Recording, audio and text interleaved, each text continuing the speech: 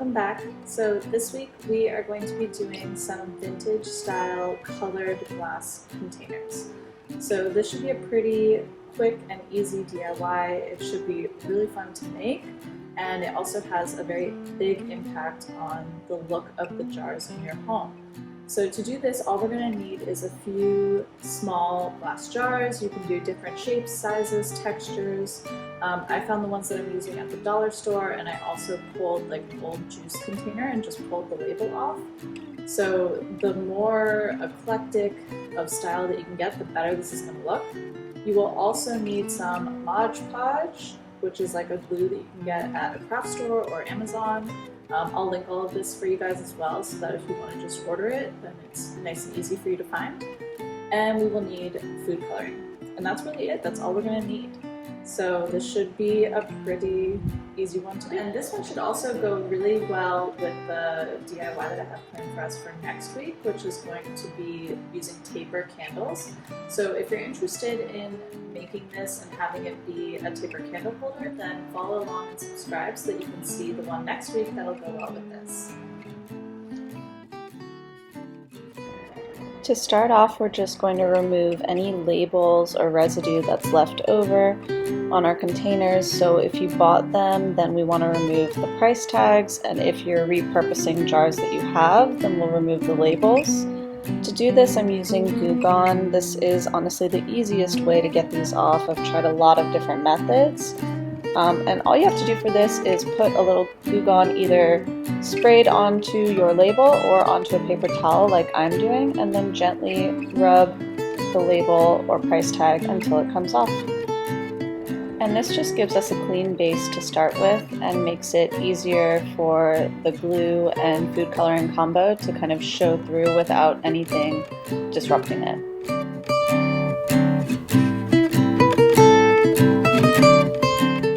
Okay, so to start off with, you're going to want to preheat your oven to 215, and then you're going to want a cookie tray, and then something like this, either a drying rack, or this is like for your grill, something that has holes so that your glasses can drain the Mod Podge out. And then you're also going to want some aluminum foil or parchment paper. We're going to line the bottom of our cookie tray with this so it's easier to clean up.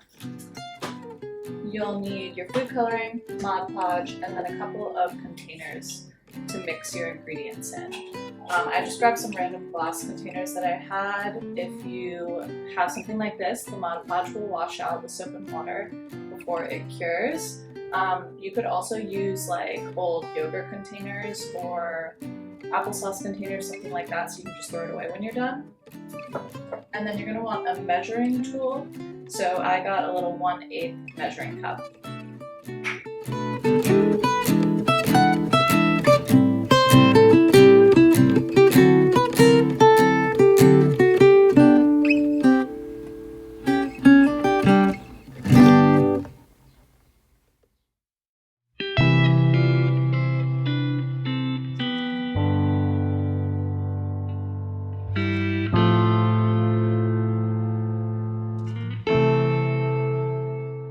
So we have all of our ingredients here, and I have 5 jars, so I think I'm going to do a few different colors.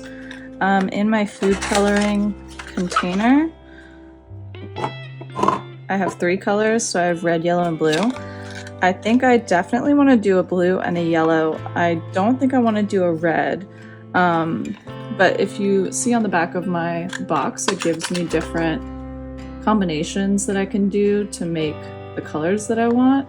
So looking at this, I think I want to do a lavender, a green, blue, yellow, maybe a pale yellow, and then we have one more color that we can do. So maybe a turquoise for my last one. I'm between a turquoise and a coral, but I'm thinking maybe the turquoise would be good.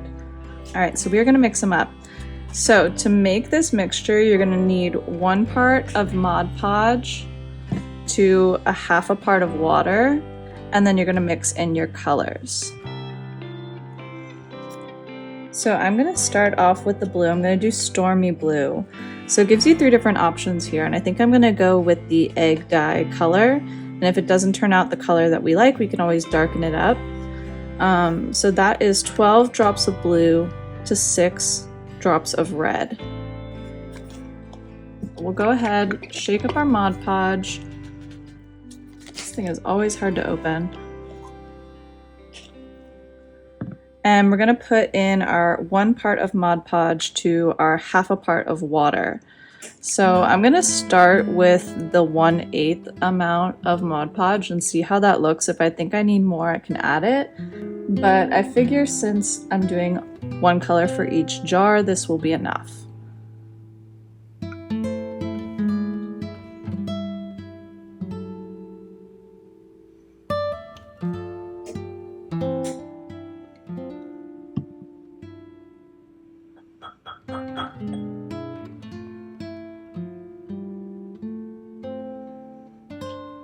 Alright, and then we're going to do a half a part of water. So since we did 1/8 cup of Mod Podge, we're going to do 1/16 cup of water, so half of this.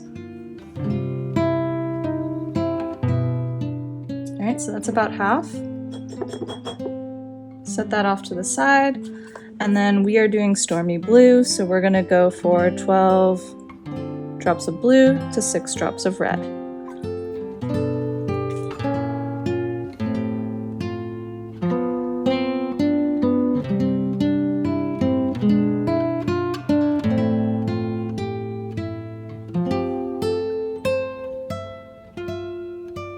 Okay, now we're going to mix it up.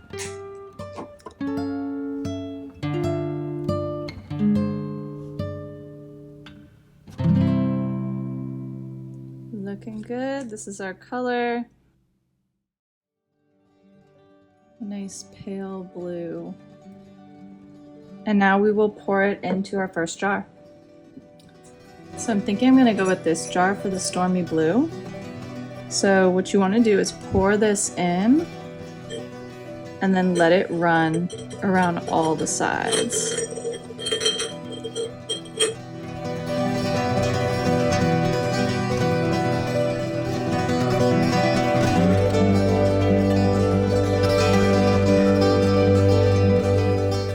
You want it fully coated on all the sides.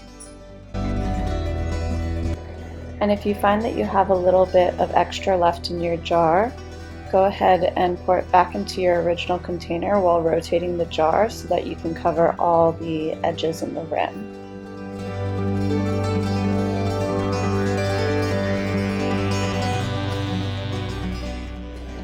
When your jar is fully coated, you're going to put it top down onto the drying rack and baking sheet so that any leftover dye and glue can drain out.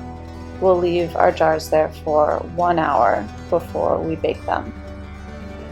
Next, we're going to make our lavender color, and to do this we're going to use the pale blue that we already have that's left over and just add the remaining red food coloring so that we don't waste any of our extras.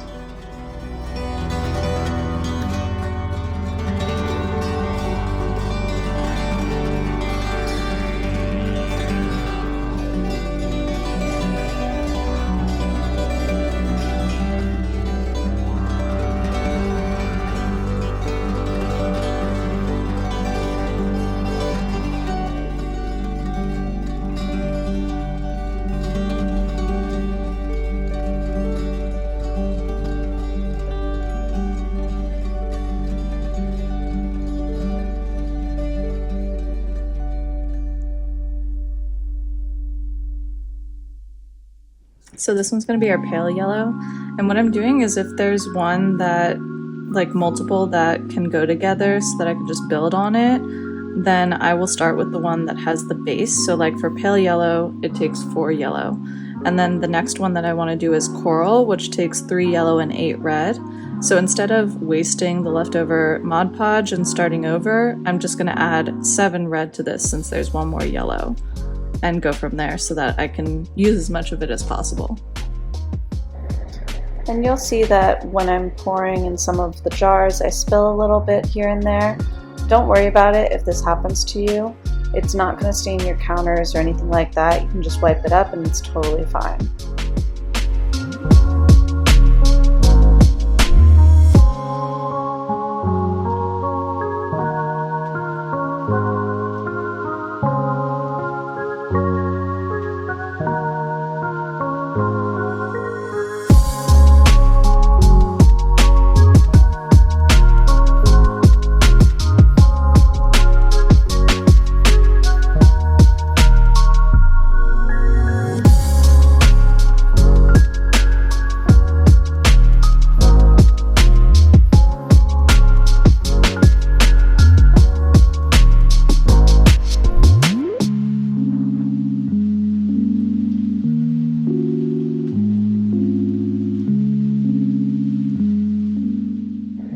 After all the jars have sat top down for an hour and drained, we're going to go ahead and flip them over so that the open ends are facing upward and put them in the oven at 215 degrees Fahrenheit for about 45 minutes to an hour. Once your jars are out of the oven and cooled, they are ready to decorate with.